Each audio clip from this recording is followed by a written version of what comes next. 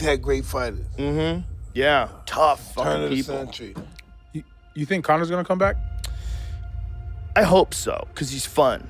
You know, I hope he comes back. But I think, honestly, like when boxers come back from a long layoff and they come back from a loss, one thing that boxers do that's smart is they have a tune-up fight. Tune-up fight. I think there's a reason why they've been using tune-up fights forever. Like astute managers, they know you got to knock the dust off and you'll be better in the next performance. Yeah. To jump right into a Dustin Poirier or right into, name it, Michael Chandler, like right into a guy who's like at the elite of the elite. I think, I think what Conor needs to do is what Conor wants to do. If Conor thinks he can go up and fight Usman, and make a big payday and try to become a 3-division champion, he should do that. He should do whatever he wants to do. But if I was like a manager to him and I said, what's the best path to success? The best path to success is like the Cowboy fight. No disrespect to Cowboy, but that fight turned out to be kind of like a warm-up fight. Mm-hmm. I mean, Conor's he's a ferocious striker, and he took Cowboy out in the first round. That doesn't mean that... Cowboy's exciting, though. Cowboy's very exciting, but that's why that fight was a great fight, because Cowboy didn't run from him. He met him head-on and got caught.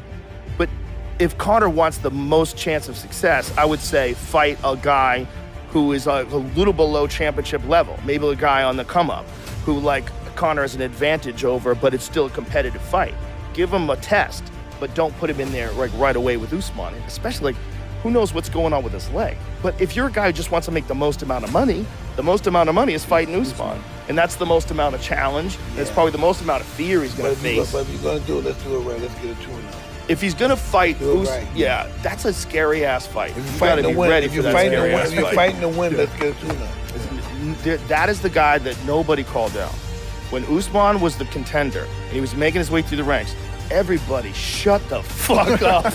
There was nobody calling for that guy. I mean, nobody. Yeah. And me, I would talk about it with DC once. I go, who nobody calls for it? Nobody calls for Usman. Nigerian Nightmare. He's like, fuck that. They don't want none of that. They don't want none of that. He was just steamrolling people. Yeah. And it was the way he was doing it. Like, they didn't have a chance. Everybody was getting mauled. There was no close fights. It was just maulings. It was just a series of maulings. And that's the final for Covington? Yeah. Well, once he knocked out Masvidal with one punch, that's when everybody was like, oh, Jesus.